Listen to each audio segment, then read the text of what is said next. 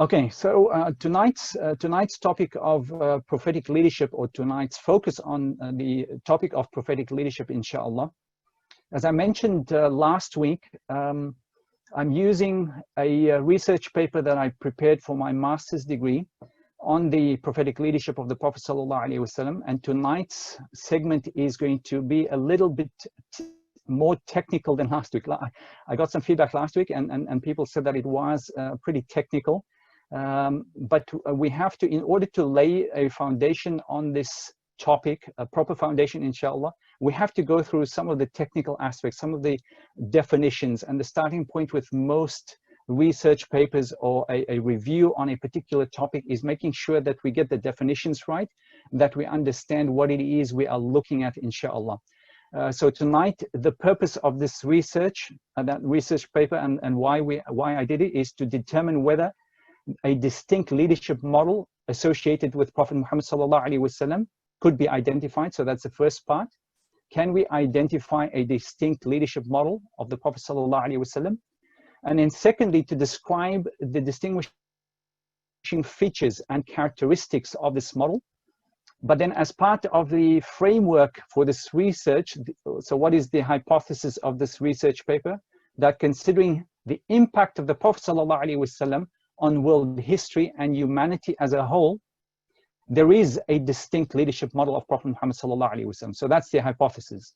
So making the claim that there is a distinct leadership model, and that this model is unexplored in its totality, and that this model also differs from current Western type leadership.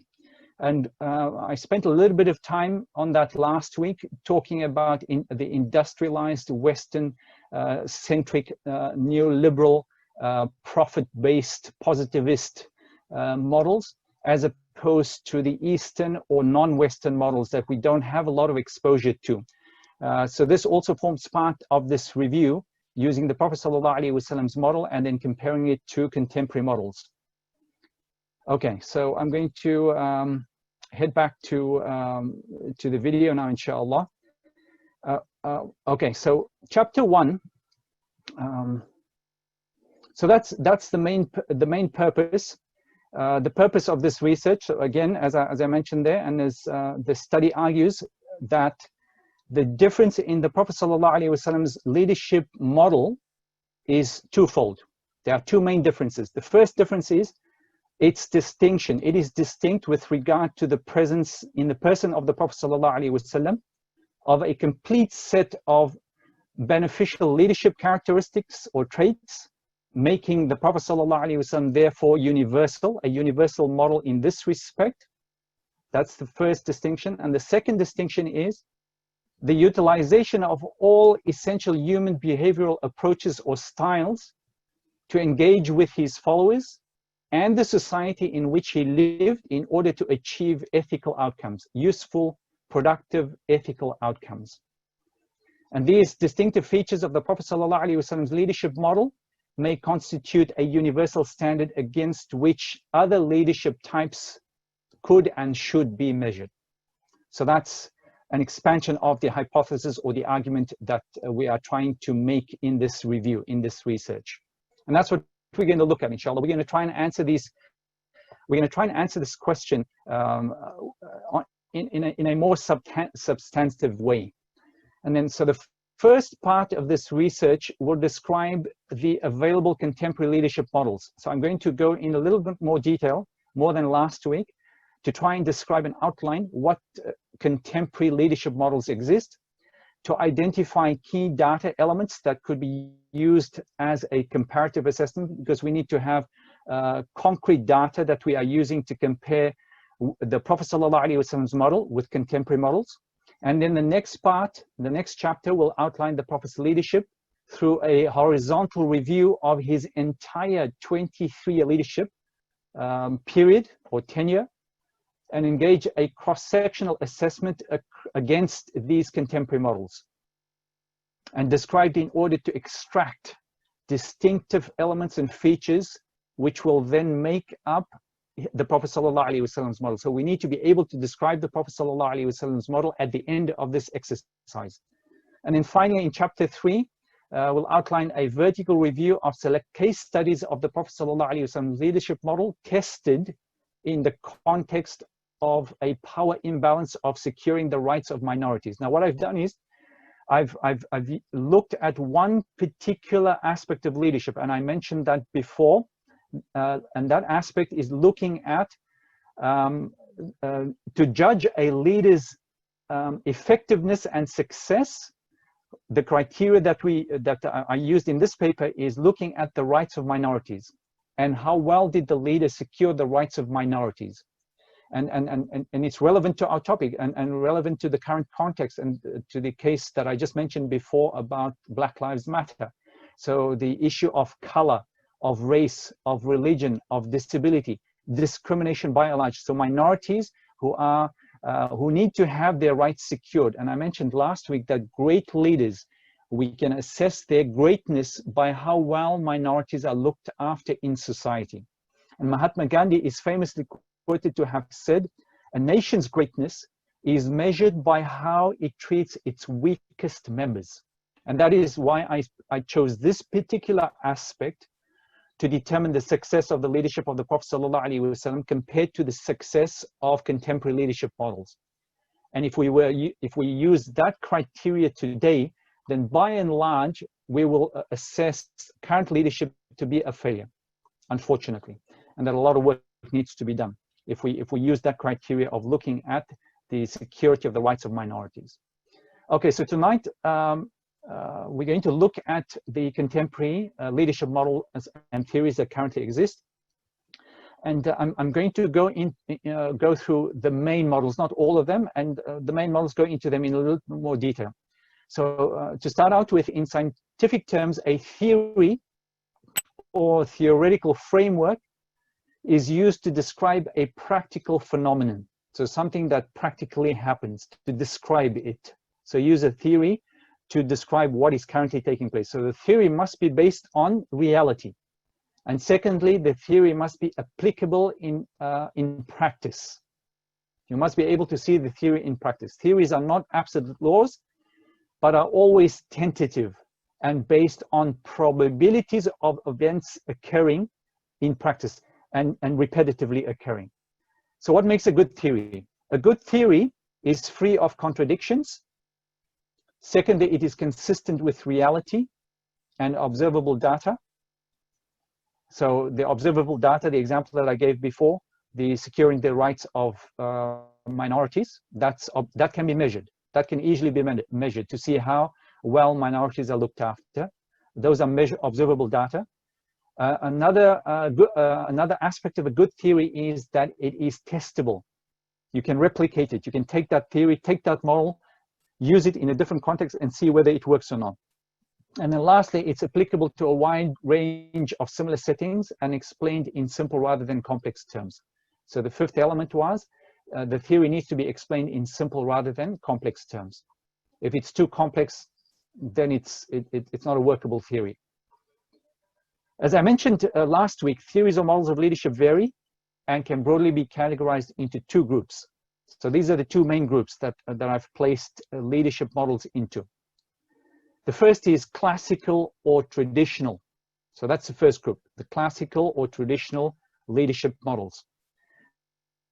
So what are some examples of these? They are character trait leadership, situational leadership, contingency leadership, autocratic leadership, dictatorial, democratic, and delegative models. So these are some examples of the classical or traditional leadership models.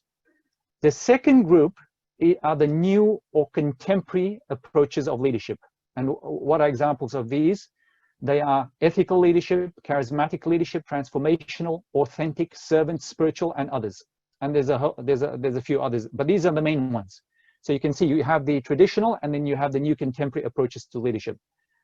Now we are looking at contemporary Western models of leadership because I'm going to compare the Prophet ﷺ against the contemporary Western leadership models that currently exist. So if we looked at the first group again, the traditional approaches assumed, for instance, that the influence by an active leader was one directional. So you had a leader an active leader influencing passive followers. And that this influence, and I mentioned that before, one of the key characteristics of good leadership is influence. And this influence occurred under predetermined sets of roles and circumstances.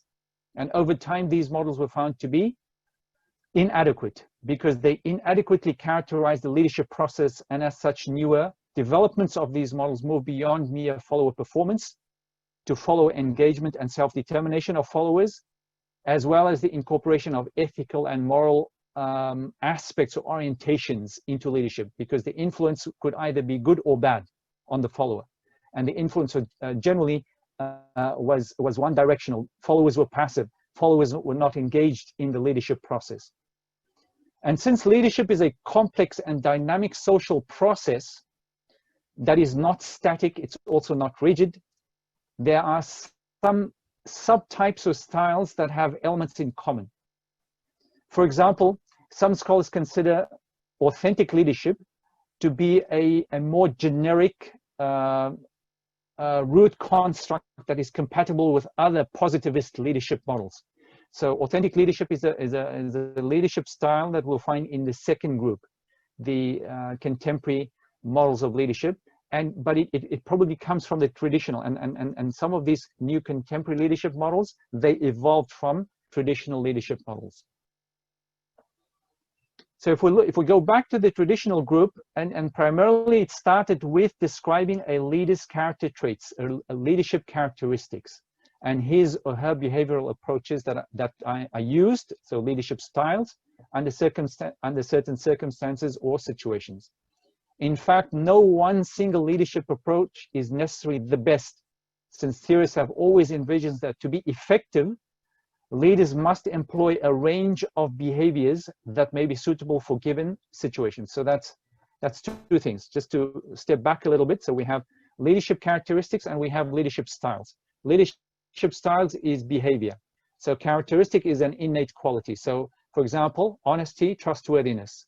But a leadership style, for example, is applying an autocratic versus a democratic style, transactional, transformational. Those are styles, those are approaches.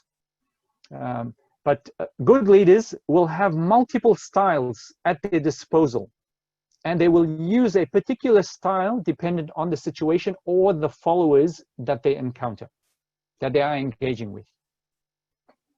So, for example, two newer contemporary leadership styles are transactional and transformational. They may be selected based on the follower type and follower needs. So with transactional, it is a good to use the transactional style of leadership that works with leaders who have basic needs, while higher order needs are better satisfied with transformational approach. So that's a good example of how these two approaches or styles can be used with different groups of people. So, and these researchers also argue that it's important for us to clearly identify whether we are measuring leadership behavior or whether we are describing an innate character of the leader. Since the former, the leadership behavior, is easier to assess by followers compared to the latter. So for example, the level of a leader's moral development can only be judged by followers or assessed by followers by the decisions or behavior of that particular leader. So to judge whether a leader is ethical, so to be ethical is a character trait, but how do we know that a leader is ethical? We know that a leader is ethical by the behavior that they demonstrate. So if they act in an ethical manner, if they make decisions that are ethical, that are moral, then we will say that that leader is ethical. But there are two distinct things, right? You have the characteristic, the trait, the character trait, and then you have the behavior. But that's the same thing with faith, with Iman. So how do we know that someone believes? How do I know that I believe? How do you know that you have faith? By the things that we do, that faith makes us do. So if our faith makes us pray, then the prayer is a surrogate measure of our faith. And likewise, the committing of sin and the weakness of faith. So the two are connected. So that's an example of how we can use behavior to judge a character trait. And then in terms of outcomes, some research has found that the link between leadership style and performance was indirect. So there's the four elements that I mentioned last week. There's leadership character traits, leadership styles of behavior, follower engagement, and the context of the situation of leadership. Okay, so the link between and then there's outcomes. So the follower and context to achieve a particular outcome. If we look at the basic definition of leadership again, it's vision, courage, and influence to achieve a measurable outcome. So what is the link between a leadership style, a particular style, and performance or outcome? So some researchers say that the link between the style that is used and the outcome or performance is indirect rather than direct. However, organizational cultural traits, so an organization, and this organization could be your family at home. Your family, my family, we have our own organizational cultural traits within our family, or your workplace. So organizational cultural traits like innovation, competitiveness. So if we looked at the business world, but you can have innovation, you can have competitiveness even among siblings in your home. So the application is there. And sometimes we tend to restrict ourselves only to corporate organizational business structures, forgetting that the family structure, the family unit is another organizational structure. So character traits, so I'm talking here about cultural traits like innovation, creativity, competitiveness. They were found to be directly associated with performance, whilst community and bureaucratic cultural traits were not. So what did they conclude? They concluded that the impact of a leadership style on performance or outcome is mediated by some form of organizational culture. So it depends on the culture that currently exists, and that organizational culture can also form part of the context or the situation. And then so based on these findings, it can be argued that strengthening internal cultural factors like community, like bureaucracy, is of little advantage if it does not lead to improved external factors such as competitiveness and innovation in the context of that organizational framework. So if you want to improve your organizational framework in the family in terms of innovation and competitiveness, then the type of leadership style that you use to strengthen that internal cultural factors will not really do that much. Your style, it's more than that. And in social terms, that could mean cohesiveness of the family, mercy, compassion, rahmah, humane development in the family. Okay, so that's putting that aside. So that's just one interesting aspect about leadership style and outcomes and performance. Because what is more important is the character of the leader, but also how the leader engages with the followers. If we go back to the traditional and classical character trait models centered around the personality of the leader, and through a process of attribution, particular traits were considered to be leadership qualities. These trait-based models were considered deficient because they only described one aspect of leadership. And as I mentioned before, there are four aspects of leadership, or four components or four elements of leadership. So the trait-based models only describe the first aspect of leadership rather than the entire spectrum. Recent enhancement of trait models that have been based on empirical evidence include, and there's a number of them, there's the achievement motivational theory, the leader motive profile, charismatic leadership, and leader flexibility constructs. These are just different types of leadership models that people have put forward and described. And the authors of these models describe charismatic leaders as, so it's important because when we talk about charismatic leaders, we will find these attributes in the Prophet ﷺ. So they describe charismatic leaders as self-confident, motivated, and the motivation there is self-motivation, self-motivated, determined, So a high level of determination to achieve goals. Moral, ethical, exerting social change through vision and influence. So again, those two words, vision and influence. The charismatic leadership model therefore combines not only leader attributes, but also leadership behavioral approaches that are connected to those attributes. But again, these two components only constitute half of the four. There are only two of the four. We still have follower engagement, and we need the context, the situation. Attention then shifted to incorporate leadership styles, where the focus was more on the leader-follower exchange relationship, with the leader providing support and direction to followers. A number of behavioral approaches were developed, but they still seemed, and they seemed to vary to different degrees.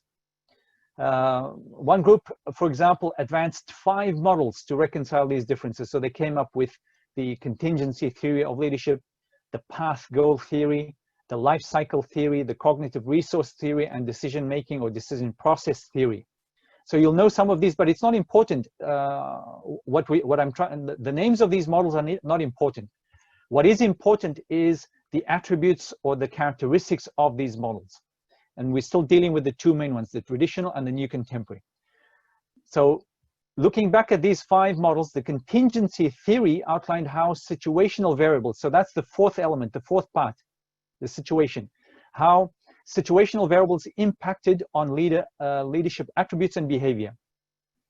And so good leaders, depending on the situation, they will modify their approach based on the situation. So that forms part of the contingency theory or situational leadership. While the path goal theory specified situational variables that affected the relationship between task and person. So sometimes some leaders are so task-oriented, they forget about the people. Some leaders, on the other hand, are so person-oriented, they forget about getting the task done. So they can't actually get tasks done because they're so concerned about not upsetting their followers or their people or their team. Getting the task done is important, but they don't want to sacrifice that. So it's again task versus person, and working out those priorities to make sure that the goal is achieved at the end of the day. The decision-making leadership model, on the other hand, was developed to take account of situational moderators that could influence decisions and ranged from subtypes such as autocratic, so dictatorial, to democratic decision-making. So whether you get everybody involved, and there are some situations, for example, a dictatorial autocratic style is warranted, is the best approach. You don't have time, for example, if it's in critical situations where you don't have time to consult, you don't have time to co-opt different opinions to understand, to make decisions. Generally, democratic decision-making is of benefit, and this is part of the sunnah of Allah subhanahu wa ta'ala, that Allah subhanahu wa ta'ala and the Prophet sallallahu alaihi wasallam taught us the concept of shura, of consultation, of collective decision-making, of getting the best decisions on the table, the best minds, best options, and then making a decision. But sometimes you don't have the luxury of time and a decision needs to be taken, and that's decisive leadership then and there, or decisive decision-making. And so we need to recognize that the situation will dictate what is the best model to use for that, and that's what good leaders do. Good leaders are able to select the best leadership style at the right time. Okay, so with regard to the new contemporary models, one scholar lists the following 3 styles as examples of ethical leadership. So if we just look at the category of ethical leadership, which is one of the new contemporary models, with each sharing some similarities, but also some differences. And what are these 3 ethical leadership types? The first is transformative, and I mentioned that before when I compared it with transactional. So there is transformative, there is authentic, and then there is spiritual. So these are 3 subcategories or 3 types of ethical leadership, which is part of the new contemporary model. And these authors define ethical leadership as, so what is ethical leadership? Ethical leadership is leadership that is honest, leadership that is caring and principled, and also behavior. So it is caring, but it's also principled behavior. So the leader will behave in a principled, ethical manner. that models a sense of collective meaning that fosters inclusion instead of alienation and marginalization. So the leader will, this type of leadership will always bring the followers along with them. So that's a broad definition of ethical leadership.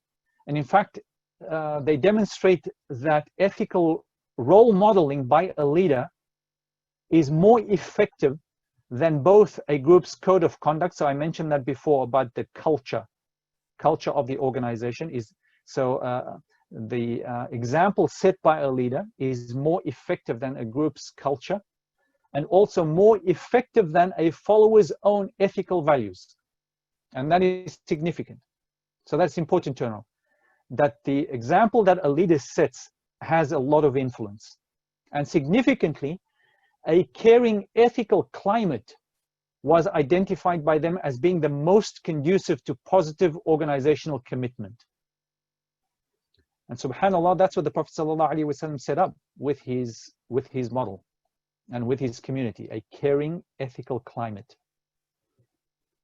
And he role modeled that. So he led by example, and he was able to establish that organizational culture of ethics and morality. And that then in turn led to a positive organizational commitment, meaning that everyone then was committed to the organization, to the group.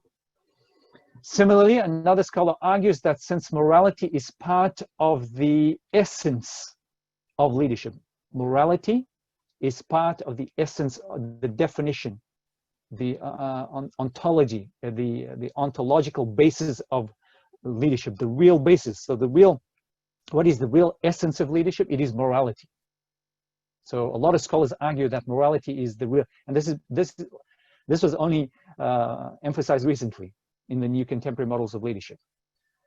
And related to that is a leader's credibility, integrity, ability to influence is diminished. So a leader's credibility and ability to influence others is diminished if his or her actions are not deemed acceptable, morally and ethically acceptable. So that's really important. And sadly, it's very hard for us to find today moral and ethical leadership. Of all the newer models, transformational leadership has received the widest coverage and widest recognition. And some scholars describe transformational leaders as those with high moral character. They are optimistic, hopeful, and they are developmentally oriented. Now this developmental, because it comes from the word transformation. So what are they transforming? They are transforming, are they transforming themselves? Are they transforming followers? Are they transforming the culture? Are they transforming the organization? And so transformational leadership might include all of these or just some of them. And according to some scholars, a key component of transformational leadership is the presence of charisma. So some of them have inserted charismatic leadership, joined it. Transformational leadership falls under ethical leadership, but they have also added charismatic leadership to it. So you can see that sometimes you have these combinations of different leadership styles. One researcher interestingly places transactional and transformational leadership as subtypes of the new charismatic model of leadership. So rather than adding charismatic leadership to it, they've categorized it as a subtype of charismatic leadership. And they define transactional leadership as the reinforcement of followers. So making sure that just reinforcing what followers need to do.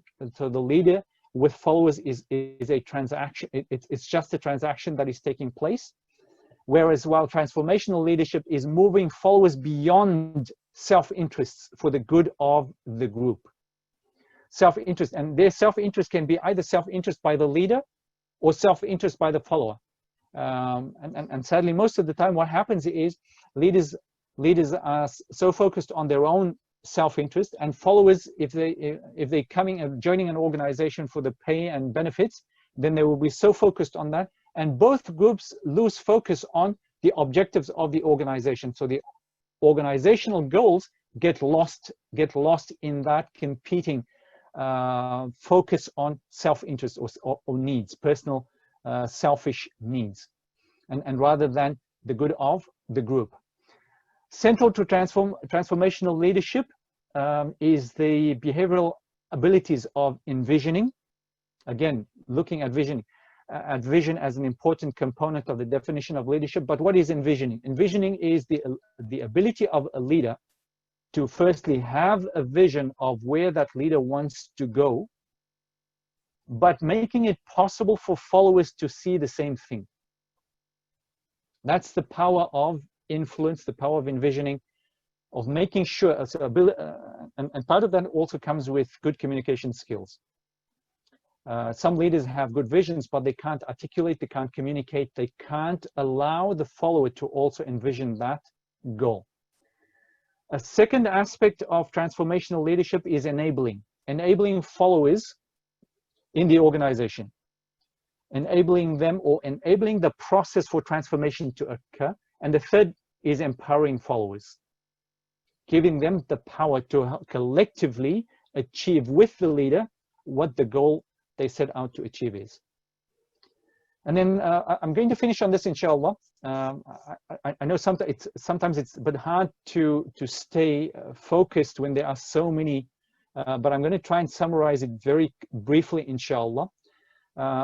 Finally, some other scholars argue that while transformational leadership is primarily concerned with internal levels of change with regard to individuals and performance outcomes, responsible leadership, in contrast, seeks to create social change internally as well as externally to the organization through what is called socially responsible objectives like ethics and shared values. And some organizations and some companies and some businesses are asking the question whether they only exist to make a profit, or do they exist for some socially responsible objective as well. If we were to apply the same thing to our own family as an organization, so ask yourself the question, does your family, for what purpose does your family exist? So you have a husband and wife, and you are procreating and adding kids to that organization. For what purpose does that family organization exist? And what are the socially responsible objectives of that family? Where are the ethics in those objectives? Where are the shared values? Where's the vision of that family? So inshallah, I'm trying through this process not just to limit it. Yes, it might seem to be very corporate, very business centric, but the tools, the framework, the outline, the characteristics can be applied to ourselves, and that's the whole purpose of this class, inshallah. We're going to get this out of the way quickly to get to the leadership of the Prophet ﷺ and personal development and how the Prophet ﷺ engaged with his followers. So this aspect of transformational leadership is important because we need to also ask ourselves while we are going through this class is, how am I going to allow what I'm hearing, what I'm listening to, what I'm being exposed to, how am I going to allow that to transform me to become the better person, the better leader? And we are all leaders in our own rights, in different at different levels. We exercise leadership. Sometimes we don't know it, but we do. We exercise leadership with our kids, whether it's mom or dad. You exercise leadership with your kids. So transform yourself and then take on board some of these things, inshallah, so that you can help transform your family and help transform your kids, inshallah. And we make dua to Allah subhanahu wa ta'ala to help us with that. And I'm going to stop here now, inshallah.